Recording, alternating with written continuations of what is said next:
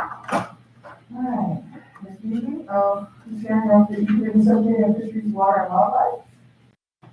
Water.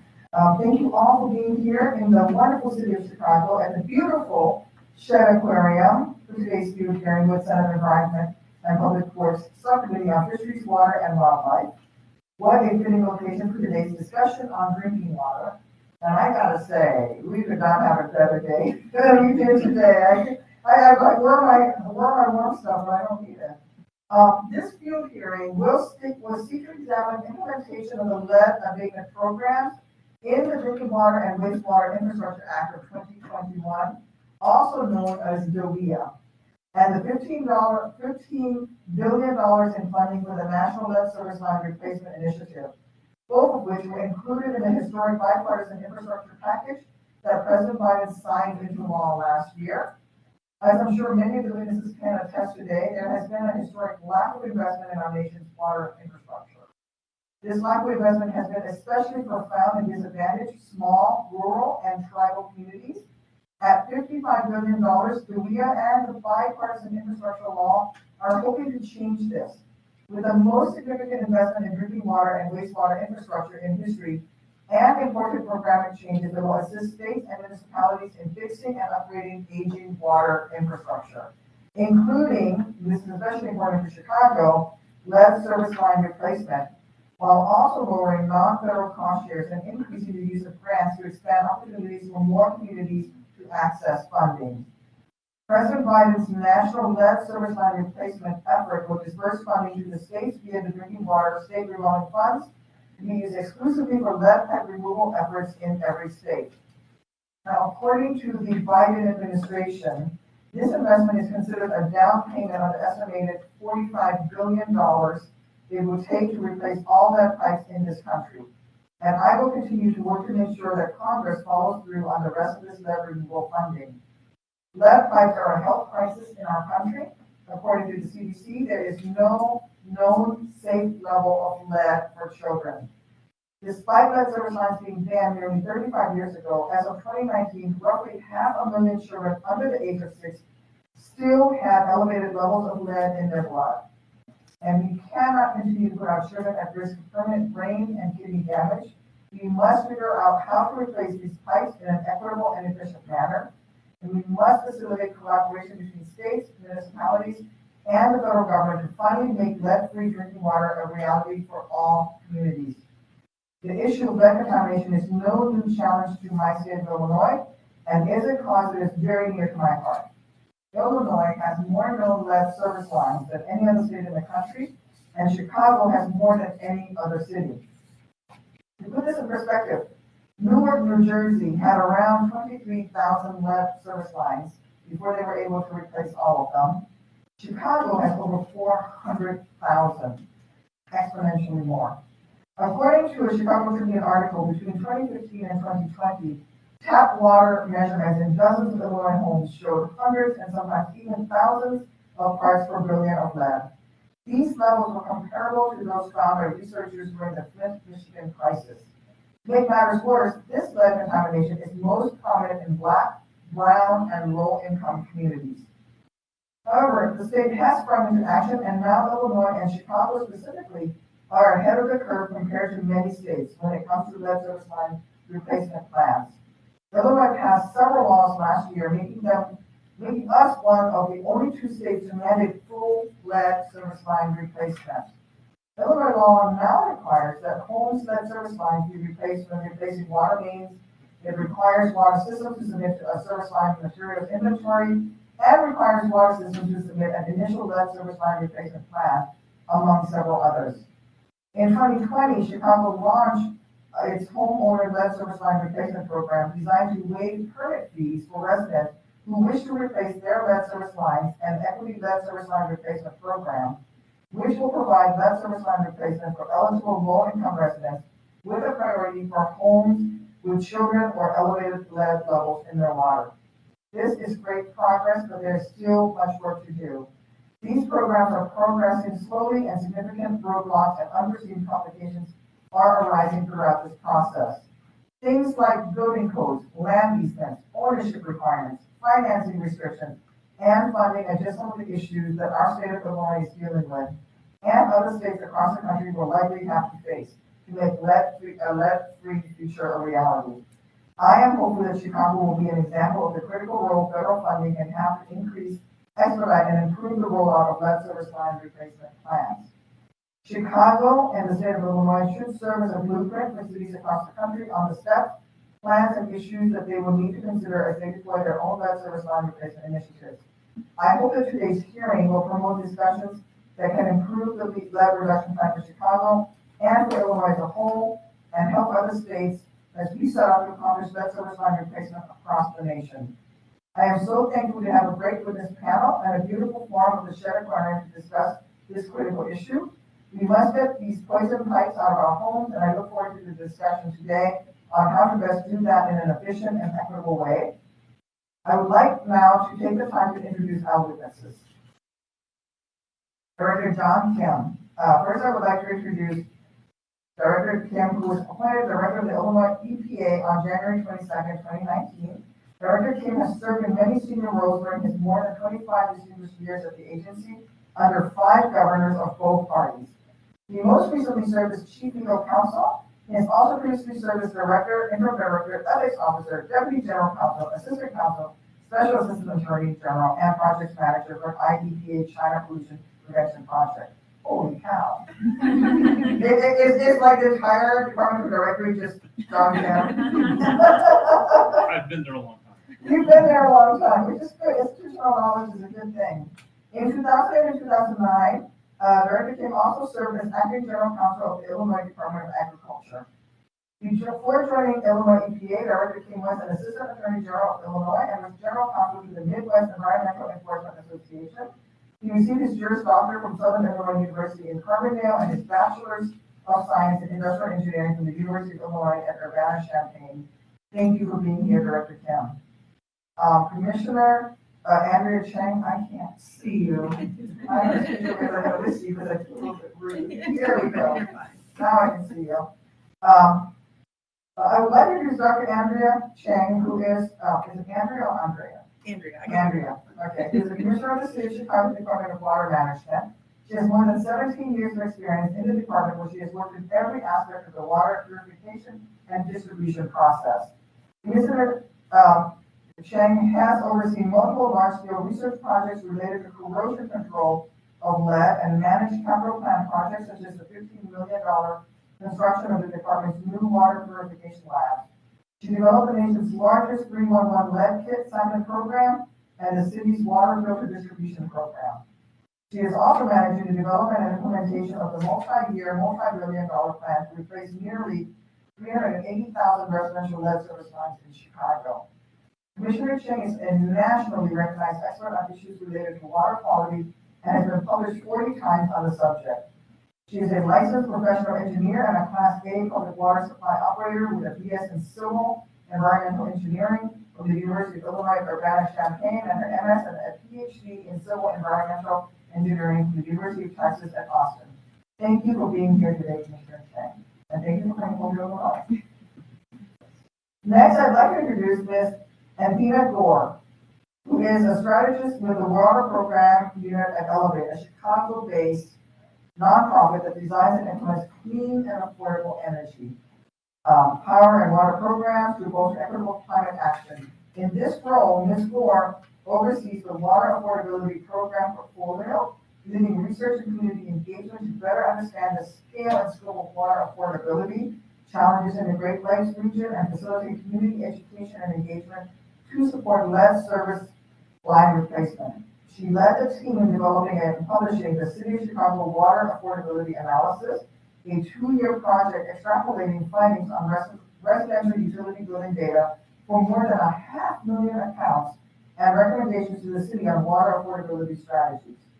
In her previous roles at Elevate, Ms. Gore was a sought-out subject matter expert on energy efficiency for public sector buildings and electric infrastructure in distressed communities, for which her work was published as a case study by the American Council for an Energy Efficient Economy. Ms. Gore has also served on a select team from Elevate providing insights to the United Nations Sustainable Development Solutions Network on America's Zero Carbon Action Plan, and as a buildings and energy lead supporting 3 cities in the Bloomberg Philanthropies American Cities Climate Challenge. Thank you for being here, Ms. Ford. Dr. Justin Lawrence is our last panelist, but not least. He is a policy manager at the Metropolitan Planning Council, which is an 87-year-old nonprofit dedicated to promoting sustainable, equitable infrastructure and planning in Illinois. As policy manager, Justin is responsible for advancing MPC's policy advocacy. He provides leadership on MPC's legislative and budget priorities, including developing MPC's annual policy change agendas. Since 2020, Justin has led MPC's legislative advocacy on lead service line replacement in Illinois. He developed research, policy recommendations, communications materials, and outreach strategies that aided the 2021 passage of Illinois' lead service line replacement and notification act. Now that the bill has passed, he works on its equitable implementation, collaborating with state agencies, nonprofit partners, and elected officials to ensure every resident of Illinois can have their lead service line replaced. Thank you for being here today, Dr. Wilkins. Now I will recognize each witness to provide their opening statement. Welcome, Director Kim. You are now recognized for your opening statement. Thank you very much, Chairwoman Duckworth, for the opportunity to present information before the Senate Committee on Environment and Public Works this afternoon. As Director of the Illinois Environmental Protection Agency, I am here today to provide information on the state of Illinois' current position in planning and preparing for full lead service line replacements in our communities. And I would like to commend you on the excellent job you did in summarizing the state of Illinois right now, so I will be repeating some of the high points that you noted. As you did note, Illinois is believed to have one of the, if not the largest number of lead service lines in the nation. That makes the infusion of additional federal funding to Illinois State Revolving Fund all more valuable, specifically to allow us to continue to address full lead service line replacements. It's a vital task for us, and it's something that's very important, although we will be discussing some of the obstacles and some of the challenges that we have before us. Your work on the Drinking Water and Wastewater Infrastructure Act and the federal infrastructure money from the Bipartisan Infrastructure Law that you noted will provide many opportunities for us to work with community water supplies to begin the process of addressing lead service line removal with the ultimate goal of removing lead from drinking water in Illinois. We recognize this is a significant undertaking, but we also note that Illinois is in a unique and favorable position to address lead service line replacement. As noted, a key step for us was the passage and signing of Public Act 99-0922 in 2017, which was a new law that was advanced by a dedicated group of stakeholders and advocates. And what that law requires is that community water supplies in the state would be required to begin developing and reporting lead service line material inventories to the Illinois EPA. In 2021, our state legislature passed and Governor Pritzker signed into law Public Act 102-613, which is also referred to as the Lead Service Line Replacement and Notification Act. That act built upon the 2017 legislation and went further. It set clear timelines for community water supplies to complete their material inventories. It required additional information to be included in those inventories, and it also called for the submission of lead service line replacement plans. And most importantly, it did set up deadlines and timelines by which lead service lines would need to be removed. The material inventories that are required under the new 2021 law will identify, as I noted before, additional information. That would include total number of service lines in community water supplies, the materials of each of those service lines, the number of suspected lead service lines that have been identified since the last inventory was submitted, and additional information.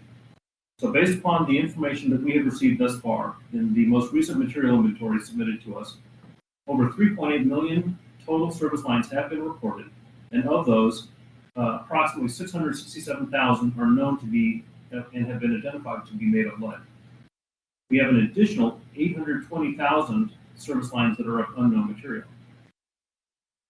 Since state fiscal year 2017 to the present, the Illinois EPA has been working diligently to try and address this need in terms of providing important funding to community water supplies. So in that time, 23 community water supplies have benefited from nearly $67 million in funding provided through the Illinois EPA's State Revolving Fund, Each of those loans to those communities has been provided with 100% principal forgiveness.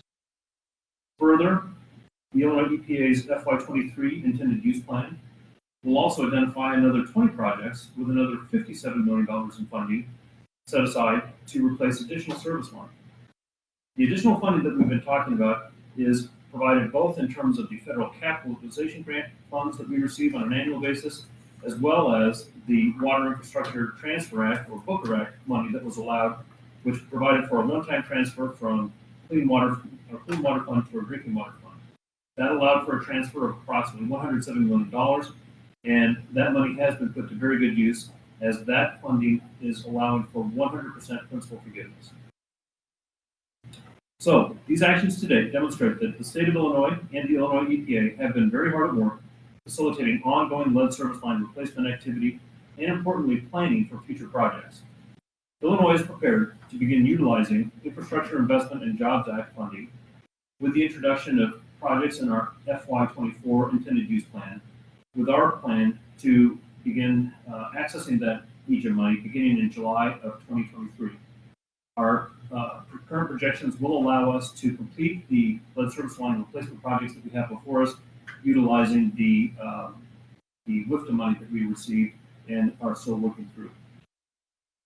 While we understand that additional funding such as this is providing significant benefits to Illinois communities, we also have to recognize and anticipate challenges, such as technical expertise, obtaining construction easements from individual residences, and finding qualified professionals and available resources that are able to actually complete the work. Applying for funding under the existing SRF structure involves an understanding of the technical, fiscal, and program requirements of the loan program. One example is an applicant must complete an environmental impact study review to ensure compliance with the National Environmental Policy Act. For disadvantaged communities, this kind of requirement can be overly burdensome and stand as a firm obstacle in the way of their accessing this loan money. Many communities simply do not have the existing resources to retain outside expertise for the planning and application phase.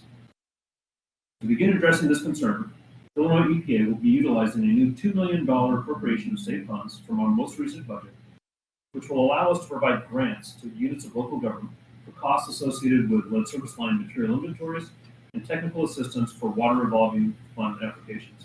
In essence, it's seed money, which allows communities which would perhaps not otherwise have the financial wherewithal to begin that planning portion so that they can begin to position themselves to take the next step to seek further funding for the actual removal activity. As noted earlier, Illinois EPA has already started the process of funding lead service line replacements in Illinois, but one thing has been made clear to us. Our experience has been that communities are only interested in receiving funding which allows for 100% principal forgiveness. One main reason for that is that communities are very reluctant to pass on the cost of lead service line replacements to all customers when not necessarily all those customers have lead service lines on their properties.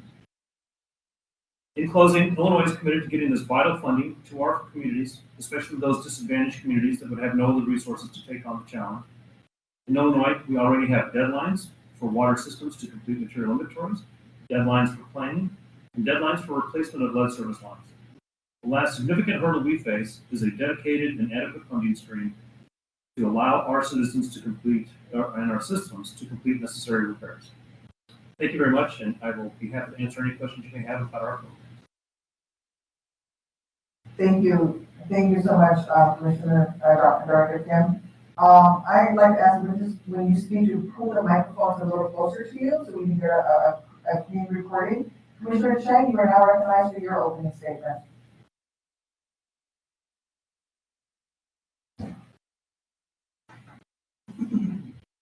Good afternoon, Chair Duckworth. Thank you for inviting me to today's hearing regarding lead service line replacement initiatives.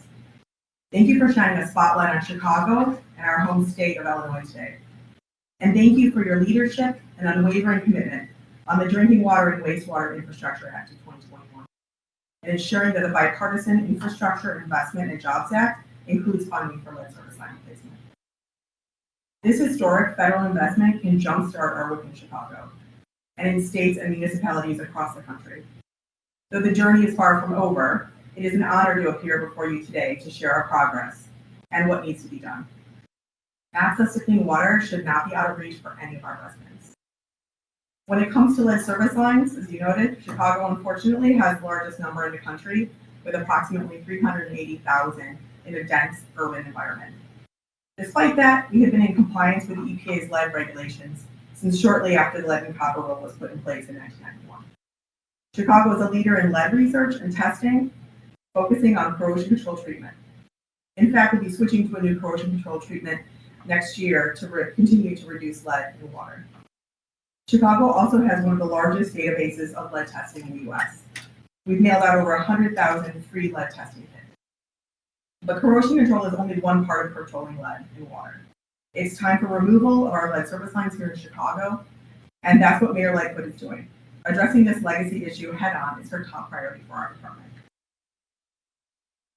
In 2021, Chicago created an ambitious lead service line replacement plan to address this legacy issue. However, the costs associated with lead service line replacement are significant. Approximately $15,000 to $30,000 per lead service line replacement for a full one, including private and public side. And we know that other cities who have had the most success with lead service line replacement offered some level of assistance for the private side of lead service line. Again, we are grateful for this new and historic federal investment to help with our lead service line replacements. Chicago has rolled out 3 lead service line replacement programs. A homeowner initiated program that waives up to $3,100 in permit fees for those who are able to do their own replacement. Also, a 1-block pilot of lead service line replacement alongside water main replacement that includes free public and private side replacement. And an equity program funded by a HUD Community Development Block Grant, which provides free lead service line replacement for both the public and the private side for low-income homeowners. This equity program is unique in that it focuses entirely on low-income homeowners with prioritization towards those who have children in the home or elevated lead levels. These are the homes that are most impacted by lead service lines and least able to afford to replace them. And that's just phase 1. Next, we're in the process of starting a program for free full lead service line replacement for daycares. Replacing a lead service line in a daycare doesn't just impact one family, it impacts many children. Chicago has also been actively working on our lead service line inventory since 2016 by having our staff note material properties during field work. Our goal is to have a database and online interactive lead service line inventory by 2023. In January 2023, our break and leak lead service line program will be in full force, replacing the full lead service line anytime there is a break or leak. We expect about 4,000 to 5,000 breaks or leaks per year, which means 4,000 to 5,000 lead service line replacements per year. We will also be expanding our lead service line replacement alongside water main and sewer main replacements in 2023. We're looking at where and when to replace lead service lines on a block level with an equity lens, looking at numerous factors including income, environmental justice, and vulnerable population.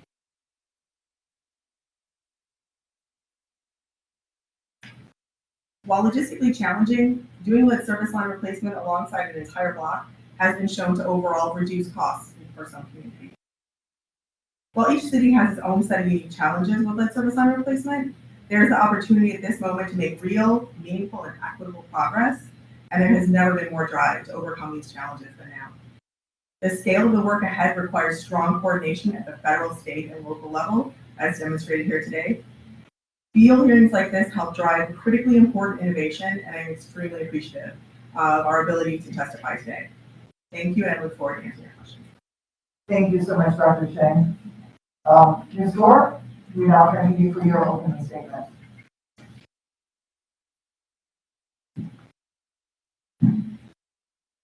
Thank you so much, Chair Duckworth, for this opportunity for all of you. The short bio about me tells the story of what I represent and who I am today. Now I'd like to add a little bit about where I'm from. I'm from North Warrendale in Chicago. My mother is a musician who has been blind all of her life. My father, an electrical technician, a tradesman, who really excelled so much in his craft that his opportunities were superb. Thanks to their fighting spirit, I am an overcomer of childhood death questions. These experiences underpin every point in my testimony.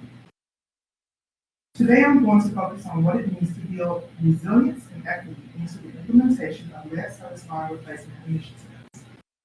Among many things that could be discussed, resilience and equity in lead service line replacement require three things: a strong, effective communications and outreach network, technical assistance for small, rural, and disadvantaged communities and tribal nations, and an unprecedented transformational financial investment and unbiased commitment to improving local economies via workforce development innovations.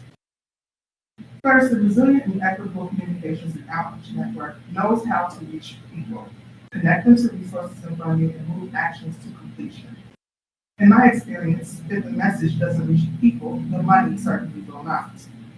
When I was leading a public sector energy efficiency outreach program that targeted what the state of Illinois categorized as economically distressed communities, I learned that most decision makers want to know two things: who do I call, and what is the next step? There was plenty of material made available, one-pagers, fact sheets, and website. However, communication moves at the speed of trust, and word of mouth was still the best way to deliver those messages. Decision makers at any level want to hear about opportunities from people they know and trust, people they have good feelings about developing relationships with, and people that will support them as they learn and develop new projects. For example, resilience and equity in this space could look like activating community-based and/or centralized outreach teams to form relationships with publicly owned utilities and municipal decision makers to help facilitate their access to resources and the funding that is available.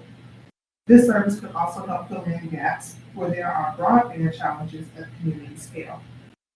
For initiative uptake at the residential level, it could be working with community-based organizations and special service consultants to offer timely, relevant, and actionable information in multiple languages, larger prints, via TTY phone service for the hearing impaired, and even in Braille for homeowners like my mom.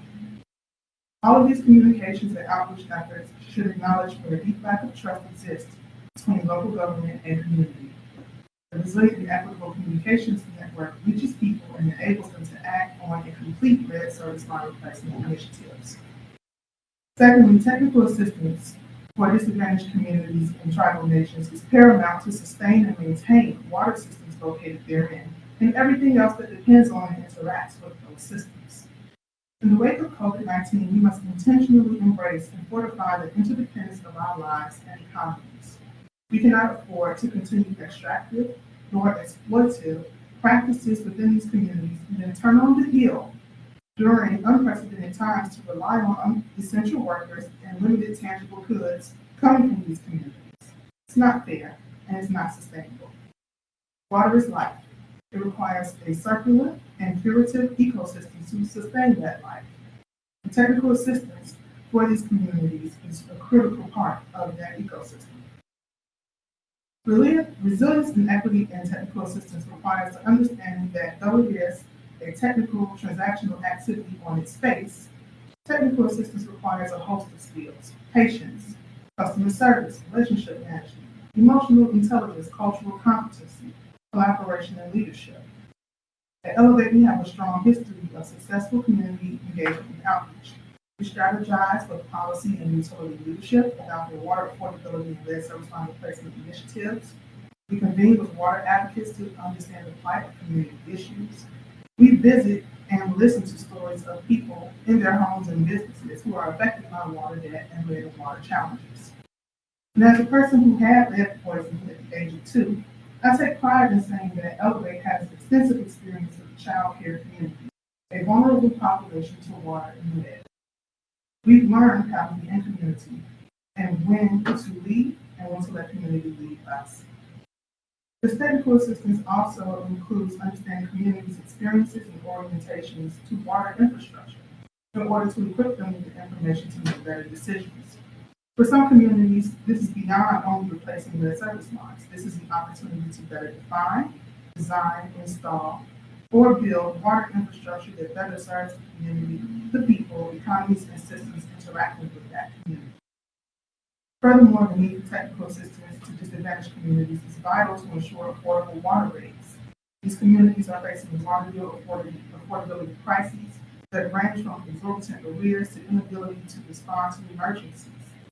Disadvantaged communities must be properly defined, and should include input from people living the experience and should be integrated into technical assistance programs that flag these communities to receive grants and principal forgivable loans instead of loans that will result in future rate increases and compounding stress, honestly, on the residents. It is absolutely imperative that this matter is handled with precision and care to ensure that the messages and the money reach the communities that need it the most. This requires hard and soft skills necessary to build capacity and operational efficiency in small, rural, and disadvantaged communities and tribal nations, such that if we were to look 10 years ahead, we will see a well-maintained water system that can ensure public health and safety while meeting its supply needs. Technical assistance is a great responsibility because done well, it is simply not transactional. It is transference that affords the communities respect and room to realize their own agency, a state in which leaders are equipped to empower and carry forward their unique commitments for growing and sustaining their residents and their businesses. Lastly, for communities to implement lead service line replacement initiatives, the workforce must be there to meet the demand. And when I say workforce development, I mean that in the same way that Homeowner talked about a life cycle approach to infrastructure. The investment in human capital has to align with the investment in the physical infrastructure. We must fully assess the social infrastructure required to train people, retain employees, and facilitate innovation in the water industry. Two significant things are happening right now in the water industry. A lot of water professionals are retiring in the next 5 to 10 years, and this is going to have a great impact because generally, and secondly, there was an era of time across trade industries when people kept knowledge and information close to the chest for job security. Thinking back on how these things affected my own life, I remember when my father graduated from his technical institute and took on his job as an electrical technician. Within the year, he lost his job because he was too enthusiastic. He was tracking to outpace his supervisor in knowledge and pay, and therefore he was perceived as a threat to someone else's job security. According to 2018 Brookings Institution report titled Renewing the Water Workforce, water workers tend to be older and lack gender and racial diversity in certain occupations. In 2016, nearly 85% of them were male, and 2/3 were white, pointing to a need for younger, more diverse talent. What happens when newly recruited younger and more diverse talent run into the same roadblocks my father encountered? Workforce development must continue to account for how institutionalized vocational pathways intersect with race and socioeconomics and other facets of identity, such as ability and gender.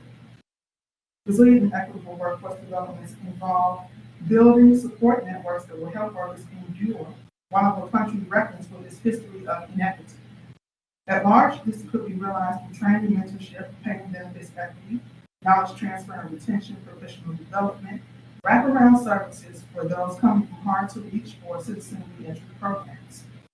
For entrepreneurs and business owners, this is fair contracting, removing barriers to acquiring BBE and EPW status for their business, better connection and engagement with local and domestic supply and value chains, capacity building, especially to acquire and maintain general business operations specialists like accountants, lawyers, technologists, and administrators who can keep the business compliant and on the path to expansion.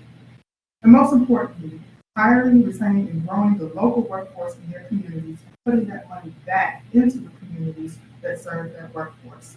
Again, I emphasize that water is life, and it requires a circular and curative ecosystem to sustain that life. In conclusion, we must make a transformational, holistic investment in people to see the outcome of safe, affordable, and well-maintained water systems. Strong communications and outreach networks, well-rounded TA, and sustainable workforce development initiatives are critical to getting the lead out and keeping it out for future generations to come. Thank you so much. Thank you, Ms. Dorr. Lastly, Dr. Williams, you and I are recognized for your opening statement.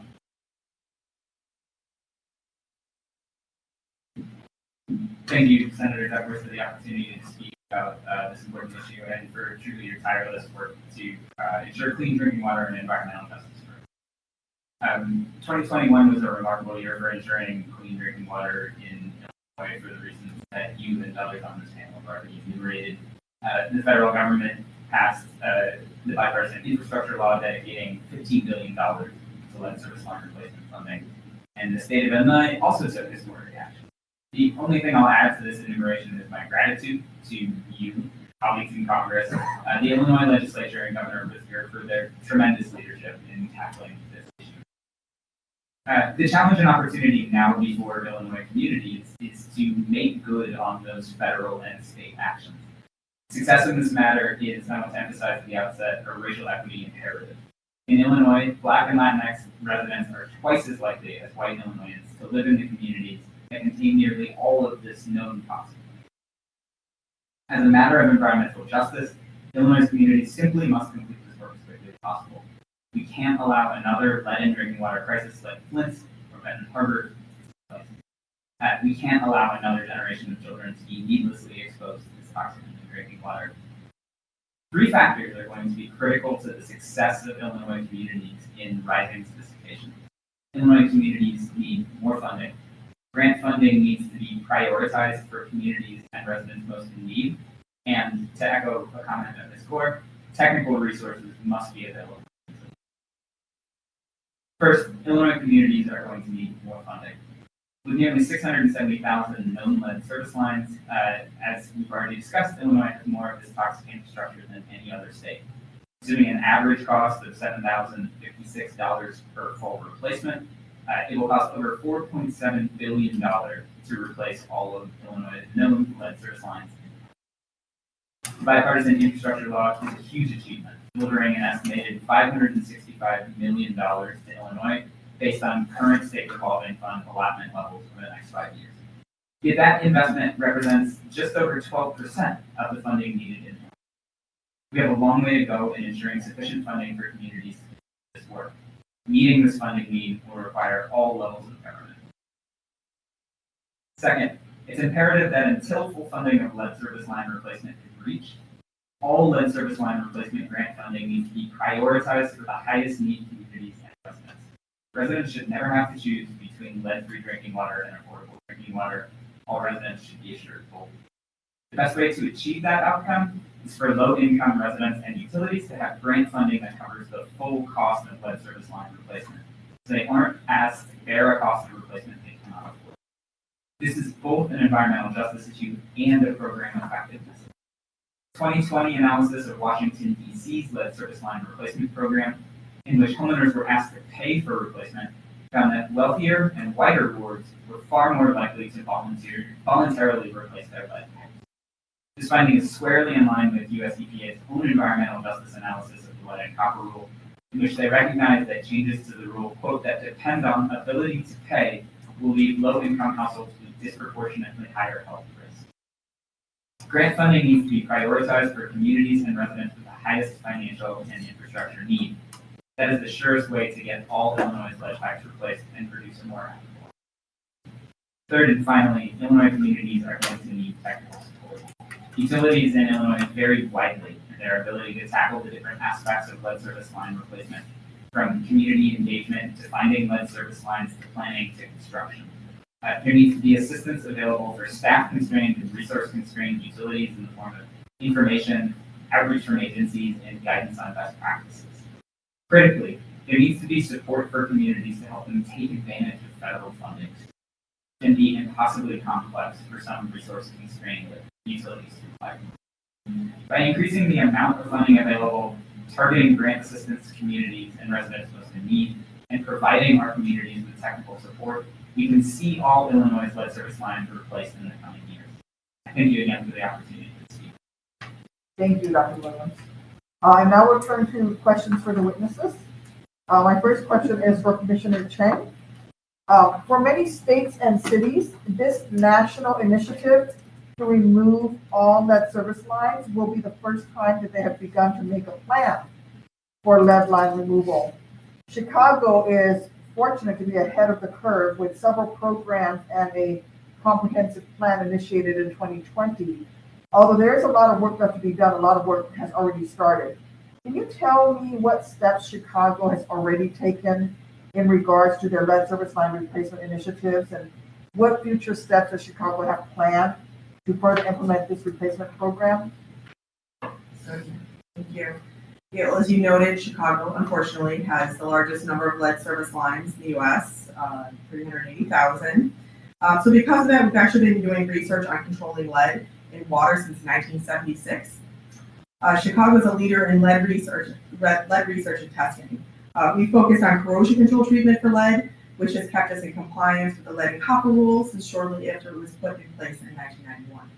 In fact, we'll be switching to a new corrosion control treatment next year to continue to reduce lead in water. Chicago actually has one of the largest databases of lead testing in the U.S. We've mailed out over 100,000 free lead testing kits, but corrosion control is only one part of controlling lead in water. Mayor Lightfoot has made replacing her lead service lines her top priority for our department. As a result, we created an ambitious lead service line replacement plan here in Chicago to address this legacy issue.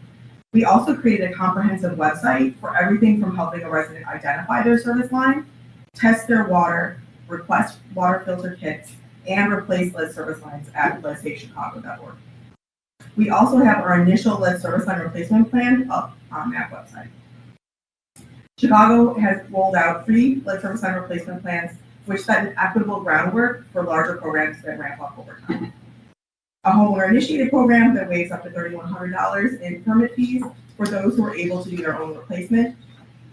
Also, a one-block SRF-funded pilot of lead service line replacement alongside water main replacement that includes free private and public side replacement, and an equity program funded by a HUD Community Development Block Grant, which provides free lead service line replacement for both the public and the private side for low-income homeowners.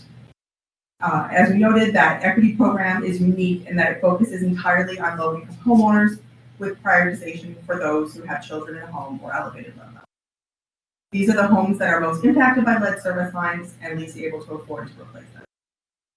So next, we'll be in the process of starting our free full lead service line replacement daycare program. As I noted, replacing a lead service line in a daycare doesn't just impact one family, it impacts many children. Chicago has also been actively working on our lead service line inventory since 2016 by having our staff know material properties during field work. And our goal is to have a database and online interactive lead service line inventory by 2023. In January 2023, our break and leak lead service line replacement program will be in full force, replacing the full lead service line anytime there's a break or leak. And we expect that to be about 4,000 to 5,000 lead service line replacements per year. And we'll also be expanding our lead service line replacement program alongside water and sewer main replacements in 2023. We're looking at where and when to replace lead service lines on a block level with an equity lens, using numerous factors including income, environmental justice, and vulnerable population. While logistically challenging, doing lead service line replacement along an entire block has been shown to reduce overall costs for many people. Again, we're grateful for this new and historic federal investment to help with our lead service line replacements, and are looking forward to working with the state to take full advantage of all opportunities for our residents and communities. Thank you. Director Kim, as I discussed with Commissioner Chang, in many ways, Illinois has had a head start in regards to lead abatement planning and programs. Can you discuss any steps that the state of Illinois has already taken to address community needs for lead service line replacements and other lead efforts? Yes, thank you. Well, as noted previously, one of the most important things that we can do is to first get a good assessment of what the problem is, what the scope of the problem is, and to begin adequate planning, to have a better understanding of exactly what level of funding is needed. That's an important first step. So the two state laws that we referenced that require in-depth material inventories are going to allow us a much better understanding of exactly how many lead service lines we have, where they are located, and also gives us a sense of which communities are going to be most impacted by it. What that's going to allow us to do then is to continue to work with our partners, continue to work with our program, and continue to try and shape it so that we're going to be addressing those most urgent needs first. The other thing about that plan, or rather the legislation that's important is, as mentioned before, it sets in place a specific set of timelines. So your final inventory is due in April of 2024. Your initial plan for removal is due in 2024, and then your final plan is in 2027, at which point a window begins, or a clock begins. The clock is going to be determined by the number of lines that you have. And so obviously the greater the number, the longer the time period, and with incremental annual amounts that are going to be required on an annual basis. Putting this kind of structure in place and continuing to align our available funding with those needs is the most important thing we can do to really put communities in the best position to try and not only understand what the problem is, but give them as many resources as possible to actually go out and try and take care of those problems. Are there funds for them to do these inventories? Yes, as noted, one of the concerns that we have with programs like this is we want to make sure that communities that, again, might arguably be the most in need or most could benefit the most from these, but also might also unfortunately be the most under-resourced, they have the resources that they need, the financial ability they need to begin that process. So as I mentioned before, we have a $2 million appropriation from our state legislature that will allow us to provide grants to communities in need to allow them to access the technical assistance they need to complete their inventories, to access any kind of consulting work that they need to begin to looking to put in their plans together. And what we're hoping is that that's going to provide the initial start for them to get them on that path so that they can begin to take on the more important work of actually beginning to do the replacement. Thank you. Commissioner Chang, 2 weeks ago, I held an EPW Subcommittee hearing on the implementation of DWIA and invited Mayor Baraka of Newark, New Jersey, to testify about their recent success in replacing all 23,000 lead service lines at no cost to their residents. He highlighted that two of the barriers that the city needed to address to expedite the replacement of the lead pipes was first, amending state law to allow the use of public money on private lands, and secondly, allow for right of entry onto private property. And he really speaks at length about rental properties where the landlords could not be found, and it was just really helpful to be able to just go right on to the property and begin the work. Do you believe, Commissioner Chang, that these similar issues would be barriers to the lead service line program in Chicago? And do you believe that we should be including similar changes in Chicago? Well, first of all, I applaud Newark Mayor Baraka and Water and Sewer Utilities Director Kareem Adine, who have been generous in sharing their findings with us here in Chicago. Rising out of the midst of a lead violation and lawsuit, they used innovation to help their residents in replacing lead service lines. So we really appreciate their sharing their information.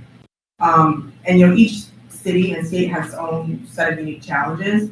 However, often different state and local regulations are needed to comply with as part of lead service line replacement. We're currently working with state and local officials to address regulations that we anticipate will significantly increase efficiencies and decrease costs. And we're going to continue to collaborate to make sure we handle lead service line replacement in the most fiscally responsible manner. But one significant difference is simply the scale. In Chicago, as you mentioned, Chicago has over 380,000 lead service lines, which is an estimated cost of about $8 to $10 billion to replace both the public and the private side. Newark only had 23,000 lead service lines. So the revenue to pay for this work must come from somewhere, but we also need to balance keeping our rates affordable to residents. We're thrilled that the federal funding will help offset this cost, but it will not cover the full cost. As you're aware, the replacement of a lead service line may require work both on publicly owned lines, including streets and sidewalks, and privately owned property, including the line all the way into the home. But with regard to Newark's right of entry, which requires homeowners to allow entry to their private property, as you can imagine, it raises a complex set of issues. But we're exploring other avenues here in Chicago before we decide if requiring the right of entry is the right way to go. So far, with our free equity lead service line replacement program and our free lead service line replacement water main pilot, we have indeed found it difficult to convince some homeowners to participate. And we're learning lessons from that experience. For right now, Chicago is focusing on reaching residents where they are with on-the-street community meetings in multiple languages, programs at neighborhood libraries, and more. You touched briefly on public water systems cover the cost from the portion of the line that goes from the water main to the curb stop or the meter. But the property owner has to pay to replace a segment of the line that goes into the home. But in communities where, especially lower income communities, the homeowners don't have the ability to replace the portion that goes into the home. This cost is just not possible for households to pay. But then if you only replace the utility-owned pieces, not only is it less cost effective, but it can also increase lead levels because you're doing that work. What current federal, state, and local financing tools and or options does Chicago use, to help homeowners do the part that goes right into the home? Do you think other financing measures are necessary and would be helpful in that process? Yeah, in Chicago, we took a lot of time to see what worked and what didn't work in other cities. Take advantage of all opportunities at the federal, state, and local level. We found that in order to provide equity in lead service line replacement, the scope of funding sources have to be carefully considered, to your point. So for us, this includes, looking at water operating funds locally, our own water operating funds in Chicago, which we currently use for the homeowner initiated program to waive permit fees. So this is a small dollar value for this program. It's only about $150,000 a year, but it can't be used for private funding, right? So it's limited. And this funding comes from water rates, which we want to keep affordable. But if you look at our equity program, where we're using the HUD Community Development Block Grant, there's a couple of advantages. So obviously it's a grant, first of all, so it can be used on public and private side and doesn't have to be repaid. But it also can be used both for in-house crews or contractors. So you have to look at for each funding source what kind of people can do the work. And it also covers not just the literal replacement of the lead service line, but also funding for outreach, basic restoration, removal of asbestos on the lead service line replacement. So there's other appurtenances that funding covers. The disadvantage of the Cdbg grant is that it's very cumbersome for homeowners to provide the required ownership and financial paperwork. It can be a hindrance to them, completing the application. It also has to be homeowner occupied. It doesn't allow for renters to the issue that they found in Newark. That's obviously a hindrance. It also requires a Tier 2 environmental review involving a review by the State Historic Preservation Office, which can be extensive. There are some significant downsides, but it's something that is another option that many cities may not have considered as well in the interim. Of course, there's the Illinois EPA SRF, which we have been lucky enough to get, and right now that's funding our lead service line replacement and water main pilots, as well as our daycare program. The advantage is it does not have to be homeowner occupied. So for that funding, it does accommodate renters, and they don't determine the requirements for low income eligibility for you. The water utility does, so that makes it a little less cumbersome for the homeowners. It doesn't require a Tier 2 environmental review, and it's a very low interest rate, which is important. In terms of disadvantages, it's a loan, unless you get the principal forgiveness portion of it. And if you can only use contractors, not in-house crews. And if you use the principal forgiveness portion, you can't use it on outreach and some of the things related to lead service line. There is a 20-year repayment term right now for SRF, and an extension to 30 years would be really beneficial to SRF borrowers. But overall, really helpful program. And then, of course, there's US EPA's WIFIA, which we're about to close on, and that's really exciting as well. It's tend to be a larger dollar value. For us, we're getting $337 million over 5 years. And you can use in-house crews or contractors, and it does also accommodate renters. And again, they don't predetermine the low-income eligibility requirements. And there's no Tier 2 environmental review, and it's a very long-term loan with a very low interest rate, which makes it very, very affordable. Really great for the water utility. Again, disadvantages, it's a low and easy payment, but it's a really great tool out there. We've also applied for the US EPA's WING grant. That grant is nice because it's a 2 grant. It can be used on both the public and the private side. Disadvantages are we have applied in the past, but because we don't have an actual violation here in Chicago, we're unlikely to receive it. Understandably, they save that funding for those who really most need it. And it's a smaller dollar value compared to our need. But, of course, last but not least, we're thrilled about the new SRF funding coming from the Federal Infrastructure Investment and Jobs Act. And while this funding has only recently been allocated to states, we're working closely with IEPA to ensure that Chicago can take full advantage of these resources, which include both the traditional low-interest loans and forgivable loans. We appreciate EPA's focus on equity, and the forgivable loans would allow us to use some of this money for the private side replacements. However, this funding can only be accessed by the city if the state's definition of disadvantaged community is changed. But we're committed to working closely with IEPA to formulate a new definition that allows all the communities of the state, regardless of size, to access this grant funding.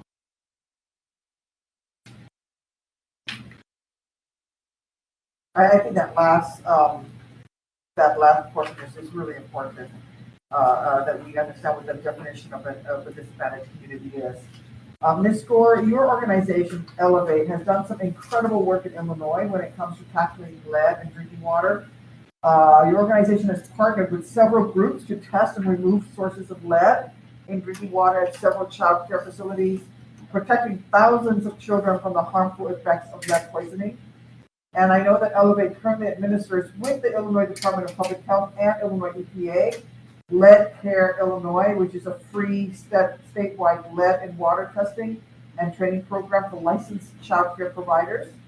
And in May, Elevate will be launching a new program called Lead Care Complete for licensed child care providers in the city of Chicago itself. The program will offer free internal plumbing upgrades to providers with lead in their drinking water. These programs are incredible and really get to the heart of the issue for me, which is protecting children. Could you talk a little bit about these programs and what grants or sources of funding you have used to finance them? Absolutely, thank you. These programs are funded by the EPA Water Infrastructure Improvements for the Nation Access, and particularly using the EPA's voluntary lead testing in school and child care grant program. So this funding is a resource that creates or expands programs to test for lead in drinking water at schools and child care programs in the U.S. and it laid the foundation for Lead Care Illinois, which focuses on child. So this program is administered by Elevate in partnership with Illinois Action for Children. In addition to free testing resources, Lead Care Illinois also offers providers training on how to test and mitigate sources of lead in drinking water. And it has a call center available to providers to answer their questions and concerns. And since its launch in January 2021, the program has served approximately 700 child care providers, of which 42% have found lead in their water.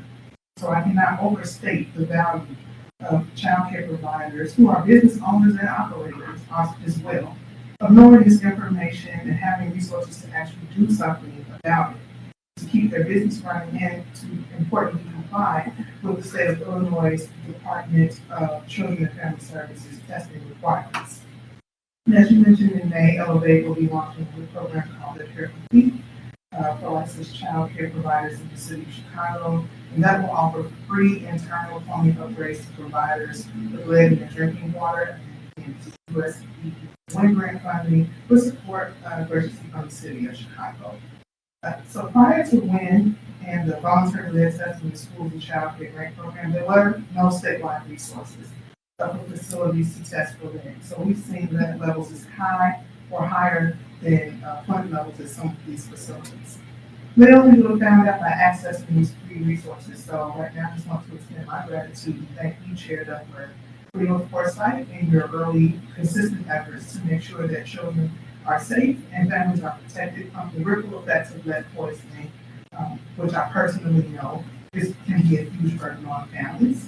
And also just thank you to my colleagues Caroline, Elizabeth, and Liza from the Elevate Water team who are leading these programs and really doing the work. But that early funding was a great step, and the expansion to the removal and replacement under the NEA, and thank you, Chair Duckworth, is going to be a direction that we need to keep going in to make sure that these facilities have a comprehensive service that preserves and improves the integrity of their buildings and grounds, and that the threat of lead is completely removed. Thank you, Ms. Gore. Commissioner Cheng, I just want to come back to you a little bit on the cost of removing the lead service lines. The EPA estimates an average cost of around $4,700 to remove each lead service line, with costs ranging in the nation from $1,200 to $12,300 per line.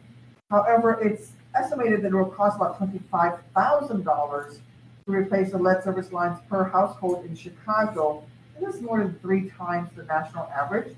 Could you explain why the costs are so high to replace lead service lines in Chicago? And are there measures that we can take to decrease these costs? Yes, thank you.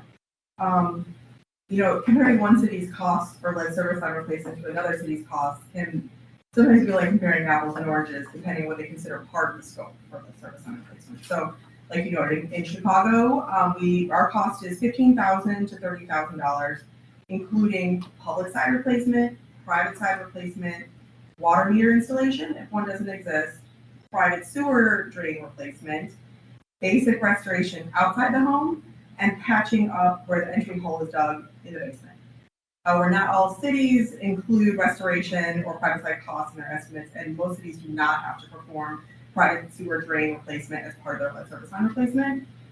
This is because of differences in urban density and state regulations. But in Illinois, the Illinois Department of Public Health regulates the water service lines and private sewer drains, and current regulations require that water service lines and private sewer drains be separated spatially or replaced with a more watertight material, regardless of the surrounding conditions.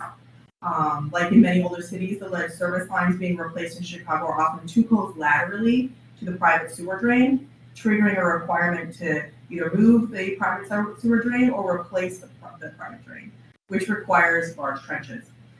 This is so disruptive to a homeowner's property that some turn down completely free lead service line replacement because of it. In addition, it adds 35 to 50% to the overall lead service line replacement cost. So Chicago is working with the Illinois Department of Public Health to explore options for maximizing the public health benefit from the water line sewer drain separation while acknowledging the significant health benefit from lead service line replacement. I'm happy to announce that last month, IDPH announced a newly created statewide variance so that additional nearby sewer infrastructure doesn't have to be replaced as a part of lead service line replacement, as long as the private sewer drain is intact and not leaking. We're waiting on a final version of the variance, which will hopefully come shortly and will be a huge step for Chicago's lead service line programs, allowing us to use less expensive and faster trenchless methods for construction. Trenchless techniques also help us save trees compared to traditional trenching. Thank you. Dr. Williams, this is the largest federal investment in water infrastructure and lead service line replacement in the history of the country, with $15 billion going to states to replace their lead service lines. However, we know that it's estimated to cost about $45 billion to replace all the lead service lines across America. What options will need to be explored after states receive this initial $15 billion investment in lead service line replacement funding? Thank you for the question, Senator. So it's really going to take every level of government working together to figure out how to fund the balance there, right? Right. Certainly the federal government, we would love to see additional grant funding from the federal government to give into communities to help them do this work in a way that makes it affordable to every resident. And I know you are working tirelessly on that, and we genuinely appreciate your efforts on that. At the state level, states are going to need to come up with new funding sources to help complement federal grant funding. That may be in the form of bonds, that may be in the form of new revenue streams. And I want to say that the state will be considering many of these options in an upcoming task force that was mandated by the Lead Service Line Replacement and Notification Act of 2021. The Lead Service Line Replacement Advisory Board is going to start meeting soon and is explicitly tasked with exploring some of these options. So I'll look forward to seeing those. And then at the local level, certainly there's going to be a need for many of the creative financing mechanisms that Commissioner Chang has already talked about. And additionally, finding ways to bring costs down on lead service line replacement so that communities can maximize the impact of local grant funding. And one way communities can do that is through coordination. So coordinating on one hand on infrastructure projects happening within municipal boundaries. So as communities do water main replacements and as they do street resurfacings, they can take advantage of those infrastructure projects to bring the per service line costs down for replacement. That's going to take advanced foresight and planning, and as we've talked about already, some communities are going to need assistance coming up with that advanced foresight and planning. But also communities can explore options to collaborate and coordinate across municipal boundaries. And the bottom line is in Illinois, many Illinois communities are going to be going through work at the exact same moment. And the more communities can be learning from their neighbors about what worked well, what helped them bring their costs down, what didn't go so well, and that they could have done better, or ways to engineer joint procurement agreements to potentially buy in bulk and bring costs down. All of these sorts of cost efficiencies will also be an important tool for local government. So it's really going to take creative approaches from every level. Thank you. Director Kim, in your testimony, you state that applying for funding under the existing SRF structure involves a lot of expertise and work, including completing an environmental impact statement to ensure compliance with the National Environmental Protection Act and other intimidating documents. Through my DWIA bill, we're trying to ensure that all communities have increased access to funding. However, the process for actually applying to receive this money could be prohibitive for disadvantaged communities and small communities in particular. Dr. Kim, do you have ideas or thoughts on how we could make applying to SRFs and grant money easier for these communities that need it the most, who may not have the upfront dollars to go through the process? Yes, and again, I want to echo the other comments. I think the work that you've been doing to highlight this issue, the work on DWIA and placing the emphasis on federal funding is obviously crucial to providing the fiscal side of that puzzle. But there are issues. And for example, one of the points is what you raised. USEPA has existing cross-cutting requirements, which require the application of certain requirements for different programs, with the understanding or with the theory that they should be applying, regardless because of the subject matter being general enough. But really, that does create some questions, because if you look at the type of work that we're talking about here for lead service line replacement, it does call into question what the utility of something like an environmental impact statement, or compliance with National Historic Preservation Act requirements, or the Coastal Area Protection Act. These are requirements that are obviously all well-intended and are certainly applicable in certain instances, but I think a good argument could be made that these types of requirements are really not something that are directly relevant to this type of work, and therefore what they represent is simply one extra burden, one extra cost, and one extra obstacle that has to be addressed by a small community. And especially, as you noted, when you're talking about smaller-sized communities, they simply do not have wherewithal to be able to take on that kind of obligation on their own. They will need to access some type of funding, either on their own or something provided with assistance from the state and the federal level, to go out and to secure that kind of assistance. So the more attention that can be paid at the federal level to provide that kind of funding, and I know that was specifically one of the key points in DWIA. And again, what we feel is going to be helpful with our $2 million appropriation, where we're going to be providing that in grant funding to those types of impacted communities. Those are things that we think are important. But taking out some of those regulatory requirements that are embedded within the SRF program for this type of particular work would be a big help. And that could be done by USEPA, considering things such as waivers of certain types of requirements like this.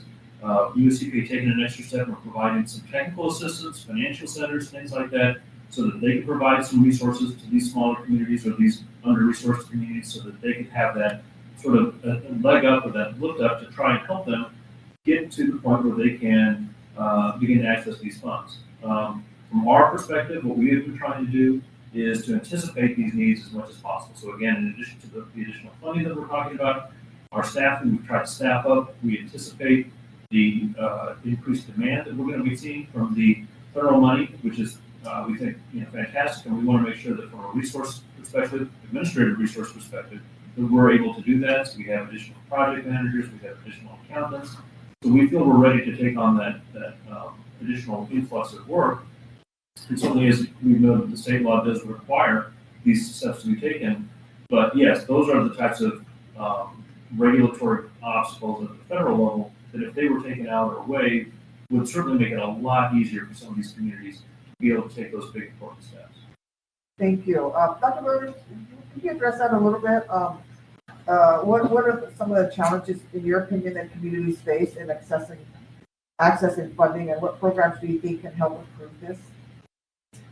Certainly. As Director Kim has noted, communities vary widely in their ability to access federal funding streams, and really it happens across the whole cycle of the federal funding application and monitoring process.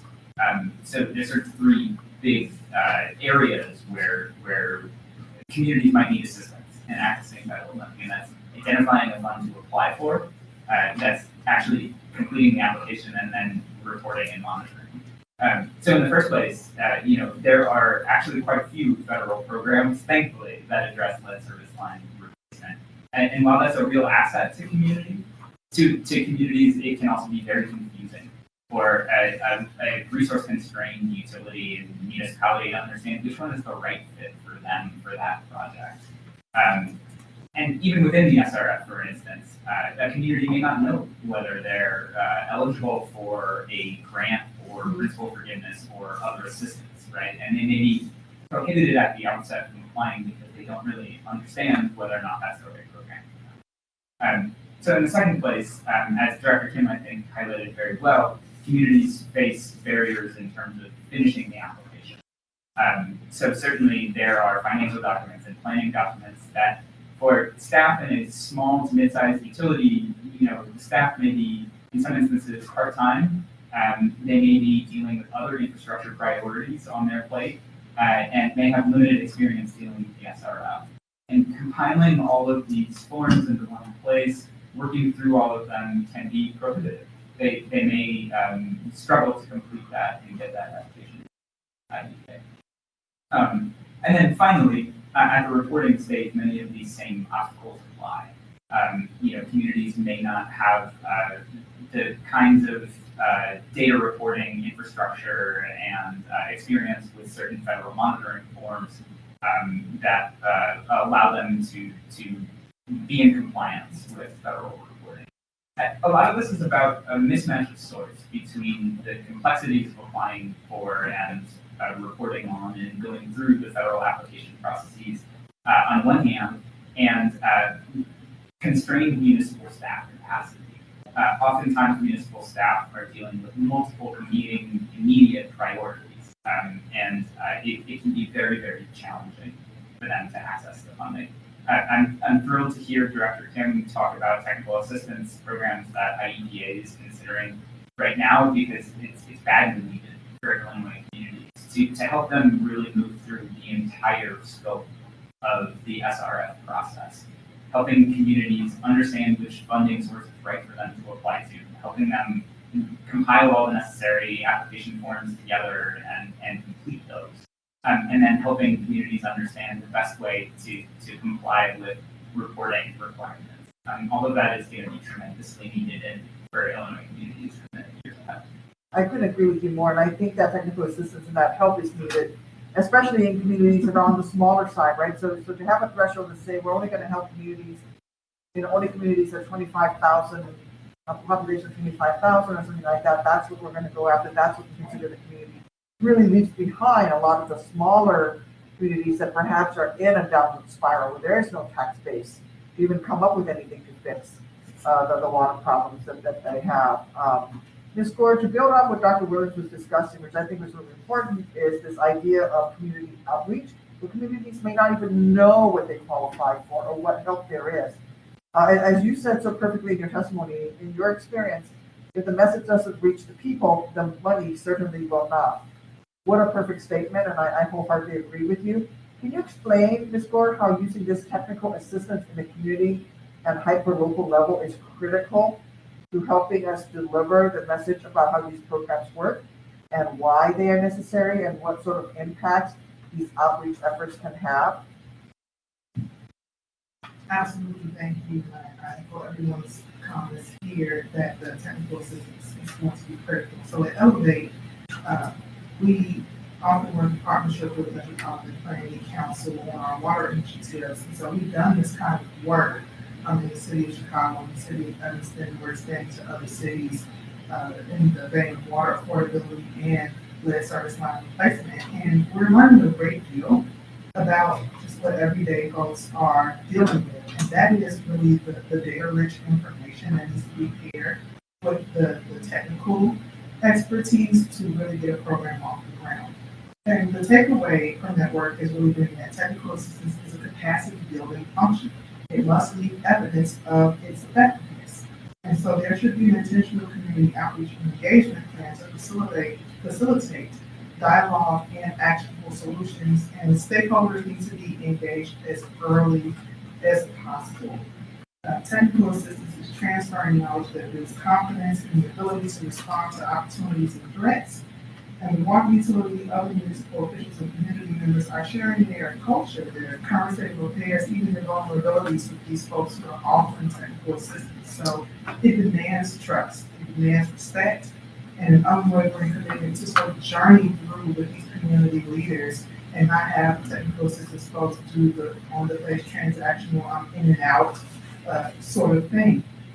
And there's no sacred complex and no poverty heavily necessary in this process. Community engagement and outreach is critical to understand attitudes, values, beliefs, perceptions, levers that can trigger behavior change, and these things advance or impede where you can move as far as those threats and opportunities. And that was aptly demonstrated in Newport. I mean, they had a significant timeline reduction because they had a very robust community engagement strategy. And the completion of their lead service line replacement was cut by 7 years. So we've seen it in action. It helps with values and mission alignment, working through that process of building trust and productive dialogue for how you enter, exist, and may even leave a communal or business and public space, and definitely, as Commissioner Chang was talking about, how you enter private and residential spaces. These are things that can definitely stop a program in its tracks. So I would say that for technical assistance, again, it's capacity building, it's sense making and organizing, and it's absolutely critical to engage all stakeholders as early as possible to make this a resilient process. Thank you. And I think it's important to talk about what exactly we mean when we talk about a disadvantaged community that may need greater technical assistance or greater outreach. Director Kim, in my DOEA bill, one of the main themes is to increase grants and lower cost share so that small, rural, tribal, and disadvantaged communities receive priority in federal funding programs wherever possible, and removing barriers for them to qualify for these funds. In federal law governing the SRS, we have definitions for what a small community, in quotes, are, and what a disadvantaged community is. They are defined separately from one another. A small community and a disadvantaged community, there might be some overlap, but they're defined separately as they are, and they both have their own challenges. We do not require a disadvantaged community to be a small community, for example. However, Illinois EPA uses a definition for disadvantaged community that has a small population requirement. And as Chicago has the most lead service lines of any cities in the country, it's worth noting that it would not be qualified as a priority here because of the size. And Director Kim, do you believe that Illinois' definition of a disadvantaged community is the most accurate way to allow for prioritization of funds to communities most in need? And I do know that the state legislature has passed a law that creates a commission to reevaluate this definition. And would Illinois and Illinois EPA ever consider making changes to this definition? Well, thank you. Those are very good questions. And I first want to note that it's important to recognize that to date, we have not turned down any application for lead service line replacement in the state. And all of the applications that we have approved have been 100% principal forgiveness. And that includes communities that are well above 25,000 in number. And that's because, as you know, the definition of disadvantaged community that is in our state revolving fund regulations is not the definition that we apply in utilizing our lead service line replacement work. And that's because we were able to balance both the existing principal forgiveness abilities under the capitalization grants, under our existing SRF program, and then also the 100% principal forgiveness under the WIFTA transfer money from the Booker Act. So between those two pots of money, we had the 20 and then 23 and then additional 20 projects that I've discussed have all been principal forgiveness free And the only definition that we've actually applied in those cases is simply that the community water supply has a connection to those service lines. So now looking forward in terms of what definition would serve us best, we agree that a definition needs to be more attuned to the specifics of addressing this type of work. And so along those lines, we have already been working on developing a definition that we would utilize for our FY24 intended use plan, and that would also be something that we would codify in our rules. As you noted, there's a state law, Senate Bill 3905, that does call for the creation of a commission that would work on exactly this type of topic. We've had a number of good conversations with the proponents behind that bill, and I think the work we've done already to date and our expected timeline on when we'd like to get that done will certainly mesh well with the bill's timeline.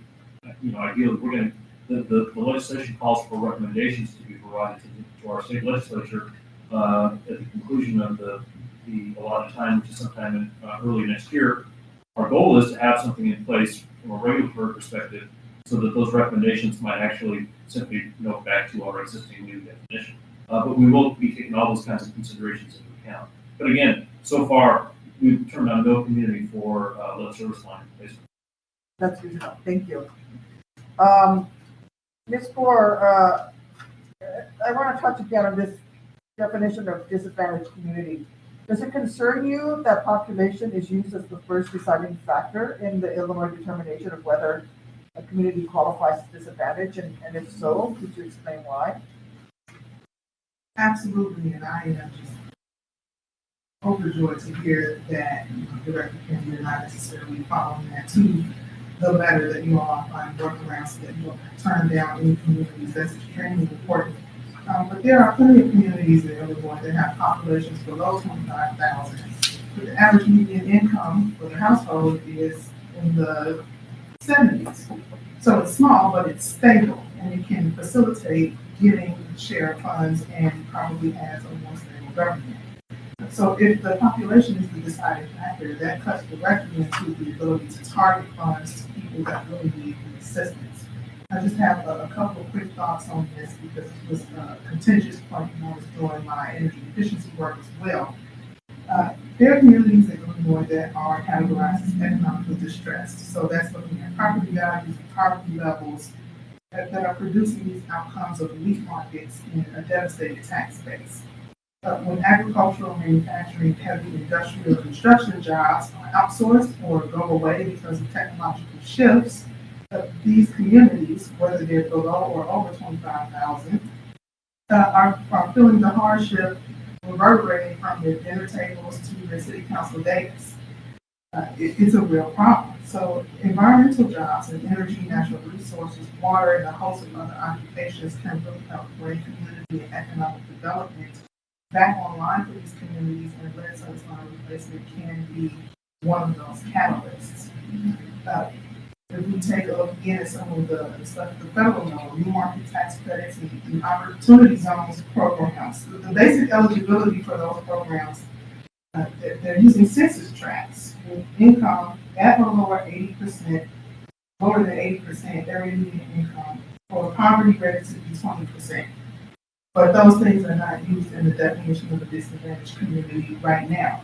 Other factors to be taken into account include health equity, which is termed medically underserved areas at the federal level, and FEMA disaster zones. So I won't go too far into all of those different factors, but in the evaluation of particularly the opportunity zones programs, the lack of community engagement and involvement has very negative impacts on the community, the way the community perceive the program and its participants, and their employment and housing situations as well. It's very well documented by institutions like Brookings and the Urban Institute. And so my real question here is, why can we take all of that into account for folks who can form LLCs and take advantage of these tax havens? But when it comes to the water system and public health issues, crises across the nation, none of those things are mentioned. It is very unnerving to me. So I would urge decision makers and leadership who are drafting this definition to just consider the prior and emerging work that has been done for the number of terms that we've used to describe these communities: small, rural, disadvantaged, distressed, and other terms. Just today, the River Network just hosted their last workshop on state revolving loan funds, and there is a particular presentation on state revolving loan fund policy frameworks that was presented by the Environmental Policy Innovation Center, which provides a lot of social determinants for how that can be incorporated rather into this definition of disadvantaged communities. Again, look at groups like Economic Innovation Group, Brookings, Policy Link. Look at the communities in Illinois that are designating themselves as environmental justice communities through programs like Illinois Solar for All, which we administer and elevate for the Illinois Power Authority. But those designations that they're doing at the community level, that's their voice. It's community-based collaborative work, and it can be integrated into the disadvantaged communities definition. So those collaborations reflect long-term trust and relationship building and enables communities to be ready when funding comes down the line, not to always have to react. They can be prepared. And these thinkers and doers have provided, again, rich information. The definition should consider social determinants of health, income, municipal financial fitness, levels of contamination, even using violations that are occurred, the water system through EPA, to talk about, well, is there a capacity issue? Why are the violations occurring? Let's turn that into something that can be positive and actionable for that community. And again, just there's so much information to address these gaps, and consider it all and take what's needed. Thank you. When we were writing the WIO, the fastest way to get money to each state for lead service line replacement was to allocate the funding through the state revolving funds, a system that was already in place, so we wouldn't have to create something new. However, this allocation is done through formula and not done based on estimated lead service line burden. And if you were to do it based on estimated lead service line burden, obviously Illinois would qualify for so much more because we have so much of the lead service lines of the country. Dr. Williams, can you explain how the SRS actually work in reality and how we may be able to improve this lead funding allocation to be more representative of the actual existence of lead service lines in the future across this country? Yes, absolutely, Senator. So as you point out, the SRF is distributed to states based on a formula. And the way that formula is produced is every 4 years, US EPA does a process called the Drinking Water Infrastructure Needs Survey and Assessment. And through that assessment, US EPA, as the name would suggest, surveys and assesses how much need there is for drinking water infrastructure upgrades, maintenance in the coming years, and then assigns a percentage value to each state and territory to say how much of federal SRF appropriations each state and territory is getting. In Illinois, our SRF allotment is under the current 2018 needs assessment is 3.77%. And so consequently, of the $15 billion available for lead service line replacement through the Bipartisan Infrastructure Law, Illinois is estimated to get about $565 million over the next 5 years. The first distribution of that has been made. Unfortunately, as you pointed out, that needs assessment from 2018 did not take into account lead service line replacement costs for states. And what that means is the states with some of the highest lead burdens, so we're talking about states like not only Illinois, but Michigan, Indiana, Ohio, Wisconsin, these states are getting significantly less of the lead service line replacement funding than their share of the national lead service line burden would suggest. So for an example, in Illinois is estimated to have approximately 12% of the nation's lead service lines. And if Illinois were receiving a commensurate share of the $15 billion in funding, that would be $1.8 billion. So what you can see there is that there's a pretty big gap, $1.3 billion or so, between the old SRF allotment currently designating funds to Illinois in fiscal year 2022, and the amount of funding that Illinois would receive if it was receiving a proportional share. And every year that funding goes out according to that old formula, is hundreds of millions of dollars that Illinois is not going to be able to take advantage of, although its need is still there. Fortunately, there is an opportunity to address this on the near horizon. US EPA is currently updating the drinking water infrastructure needs survey and assessment, and this update currently underway by law must explicitly include reference to lead service line replacement costs in states and territories. That's a straightforward way that US EPA can start to address this problem. It's critical that this happen as soon as possible in 2022, so that distributions of lead service line replacement funding in fiscal year 2023 can distribute that funding according to each state and territory's lead service line replacement. Thank you. That's a great explanation. As we are coming up on time, we will bring this hearing to an end, but before we adjourn, some housekeeping. Senators will be allowed to submit questions for the record through the close of business on May 5th. We will compile those questions, send them to our witnesses, and ask our witnesses to reply by May 19th. And I want to thank all of the witnesses for participating in this important hearing. The discussions we have had today will help us navigate this process more efficiently and for us to work together to make lead pipes in Illinois and in our nation a thing of the past. And with that, the hearing is adjourned. Thank you. Thank you so much.